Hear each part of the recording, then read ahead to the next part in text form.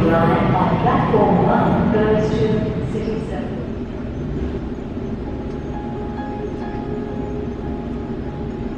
Last week, I spent a total of 9 hours and 28 minutes on trains, with no particular destination in mind except for home at the end of the day.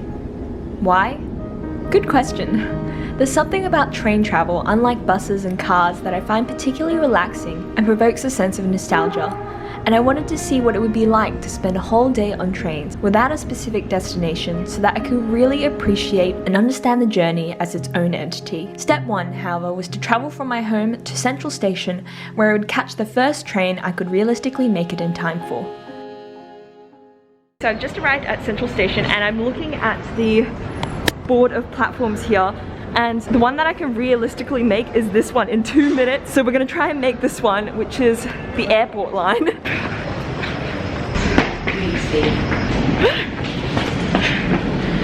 Oh gosh.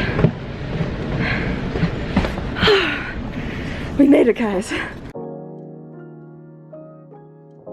In spite of trying to keep this day as spontaneous as possible, it did require a bit of planning. I wanted to catch one of the regional trains out from the city, as these train trips would last a longer amount of time and would feature a landscape different from the inner city suburban landscapes I'm used to. This is the train I was planning to catch, and this is what the screen looks like. But I've just asked one of the members of staff here, and apparently the next train is in about 40 minutes. And so I'm currently at Walleye Creek, and I'm gonna go outside, come back in 40 minutes and catch this train down to Kiama. I've never been to Walleye Creek before, so who knows what's here? Let's have a look. I have no idea what is in Walleye Creek, but you know what I've just seen? I've literally just seen a Coco and a Cha Time.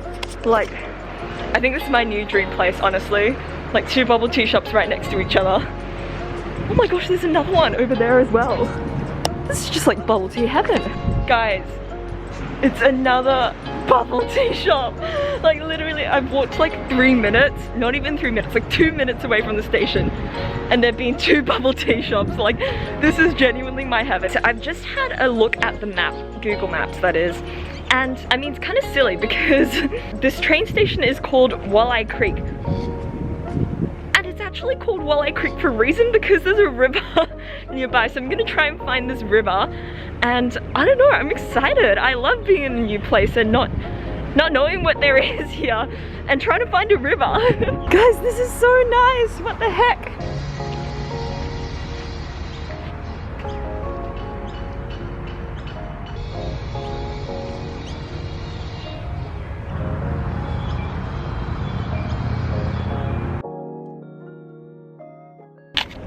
After the interlude at Walleye Creek, I hopped back on a train heading down the south coast towards Kiama. This was by far the loveliest train trip of the day. I passed through some beautiful country. I saw deer by the tracks, which I unfortunately was unable to capture.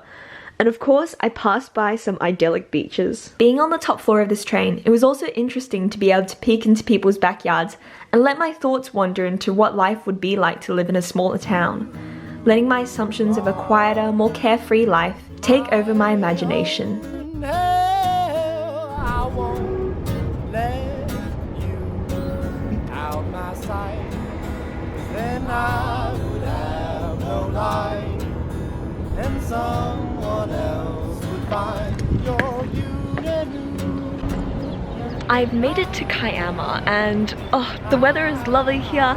Like, it just has such a different vibe to Sydney, but I am not staying because today is about catching trains all day, so I will be getting on the next train back to Sydney in about 4 minutes. Not gonna lie, I'm a bit disappointed because Kiama, if you don't know, is famous for its blowhole, which is like this rock where the waves can crash up against it and it just like spurts out water, and it's actually like one of the most famous in the world apparently. And so I don't know, I'm a little sad that I'm not gonna visit it, but we're gonna be catching the train back and watching the lovely view that we pass along the way.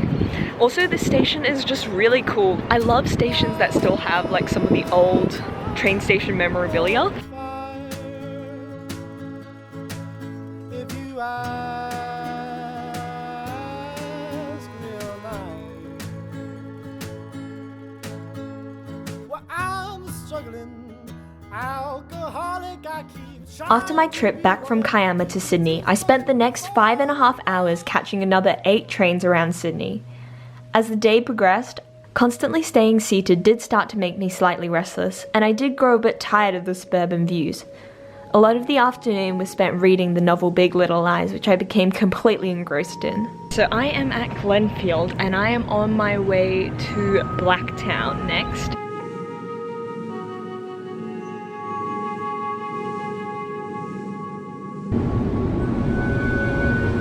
I am in Blacktown right now, and I'm on my way to Lidcombe, and the train is literally right here, so let's get going.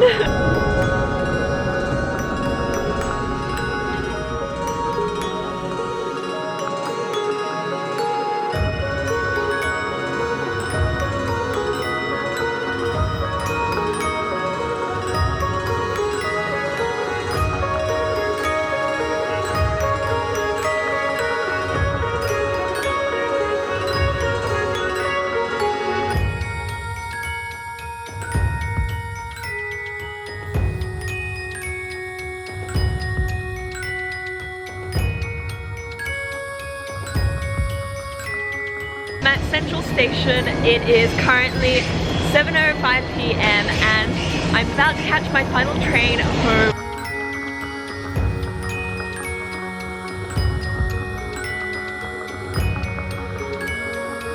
So what did I learn from my 9.5 hours spent on trains?